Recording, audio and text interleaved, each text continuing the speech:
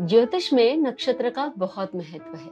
पंचांग की दृष्टि से भी नक्षत्रों का विशेष महत्व होता है। वैसे नक्षत्र का शाब्दिक अर्थ है तारों का ऐसा समूह जो स्थिर हो।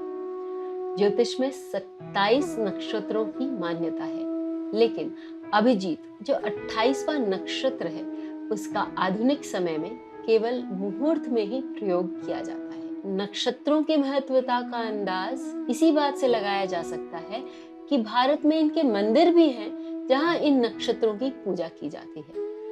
नक्षत्रों की इस कड़ी में सबसे पहला स्थान अश्विनी नक्षत्र को मिला हुआ है और अश्विनी नक्षत्र का मंदिर तमिलनाडु में है। यहाँ के इष्ट देव भगवान शिव हैं जो गज संहार मूर्ति के रूप में एक राक्षस का वध करते हैं।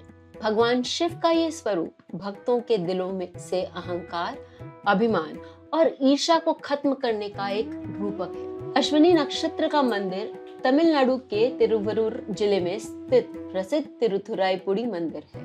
ये मंदिर मरुदेश्वर मंदिर के नाम से जाना जाता है और लोकप्रिय मान्यता यह है कि अश्विनी नक्षत्र में जन्मे लोगों को यहाँ पूजा करने के बाद राहत मिलती है। अश्विनी नक्षत्र का मंदिर तिरुवरूर शहर से लगभग 30 किलोमीटर दूर है। तो चलिए सुनते हैं अश्विनी नक्षत्र के मंदिर की कहानी। स्थल पुराण के अनुसार जलिका नाम की एक राक्षसी थी। यद्यपि वह राक्षसी थी, फिर भी उसका चरित्र उत्तम था और वह भगवान शिव की अनन्य भक्त थी। लेकिन उसका पति विरुभक्षण शरीर और आत्मा से एक राक्षस था। जलिका ने उसे एक अच्छे इंसान के रूप में बदलने की कोशिश की, लेकिन उसने उसकी एक भी बात नहीं मानी। यहाँ तक कि उसने मानव मांस खाने की भी आदत पाल ली।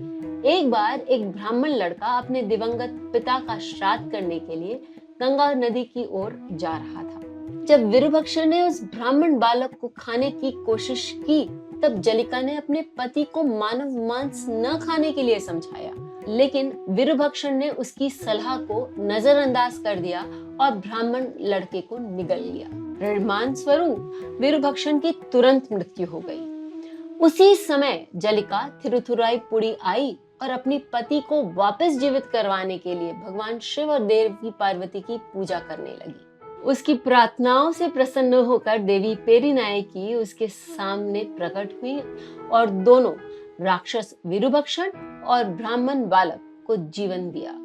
उन्होंने न केवल एक दानव को जीवन दिया, बल्कि उसे एक दयालु व्यक्ति में भी बदल दिया। उन्होंने विरुभक्षण को लंबी उम्र का भी वरदान दिया। तब लड़के ने देवी से उसके जीवन वापस पाने का कारण पूछा।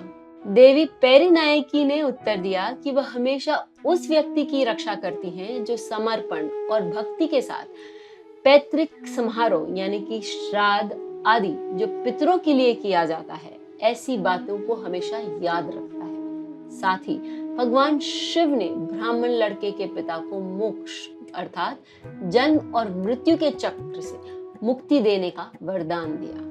यह मंदिर शिव और देवी पार्वती को समर्पित है। शिव को मरुदेश्वर के रूप में पूजा जाता है और पार्वती देवी को पेरिनायकी के रूप में पूजा जाता है। ऐसी लोक मान्यता है कि अश्विनी कुमार प्रतिदिन इस मंदिर में पूजा करते हैं। अश्विनी नक्षत्र में जन्मे लोग स्वास्थ्य संबंधी समस्याओं के लिए मंदिर में धन्वंतरी पूजा कर सकते हैं। शनि संबंधी समस्याओं से पीड़ित लोग मंदिर में शनीश्वर होम कर सकते हैं। मंदिर में मंगल या अंगारक की भी विशेष पूजा की जाती है। यदि आपका चंद्रमा मेष राशि में हो, यानी कि 0 डिग्री से लेकर 13 डिग्री 20 मिनट के अंदर हो, तो आपका जन्म अश्विनी नक्षत्र में हुआ है और यहाँ इस मंदिर में पूजा करना आपके लिए लाभदायक होगा। नक्षत्रों और ज्योतिष के बारे में अधिक जानकारी के लिए आप मेरे YouTube और Spotify चैनल्स देख और सुन सकते हैं। आज का हमारा पॉडकास्ट बस यहीं तक। आज की कहानी हम यहीं समाप्त करते हैं। आपके आसपास ऐसे बहुत से लोग होंगे जो अपनी संस्कृति से जुड़ना चाहते हैं। उनके साथ ये कहानी WhatsApp या किसी भी सोशल मीडिया प्लेटफॉर्म पर शेयर करें और सनातन कहानियों को लोगों तक पहुंचाने में मेरे इस उद्देश्य को पूरा करने में मेरी मदद करें। मैं आपकी कथाकार अनुराधा फिर लौटूंगी एक ऐसे ही पौराणिक कथा के साथ। नारायण नारायण।